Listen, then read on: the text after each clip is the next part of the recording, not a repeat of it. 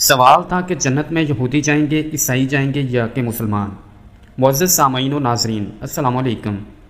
مسلمانوں کی طرف سے امام عالم محمد ابدا، عیسائیوں کی طرف سے ایک بڑے پادری اور یہودیوں کی طرف سے ایک بڑے ربی، ان کو بلا کر ان کے سامنے یہی سوال رکھا گیا۔ پیارے دوستوں، مزید آگے بڑھنے سے پہلے آپ سے ایک چھوٹی سی گزارش ہے کہ اگر آپ اس چینل پہ نئے ہیں تو چینل کو کر دیں سبسکرائب اور ویڈیو کو کر دیں لائک۔ جنت میں کون جائے گا، یہودی، عیسائی یا مسلمان؟ مسلمانوں کی طرف سے امام محمد ابدا نے کھڑے ہو کر ایسا مدلل جواب دیا کہ محفل میں بیٹھے تمام ناقدین کے ساتھ عیسائی، پادری اور یہودی ربی اپنا سا منہ لے کر خاموش رہ گئے اور بغیر کوئی جواب دیے خاموشی سے اٹھ کر چلے گئے۔ آپ کا جواب مختصر، جامع، معقولیت سے بھرپور، ادب و احترام کے ساتھ رواداری کی عمدہ مثال اور حکمت و دانائی کا تھا۔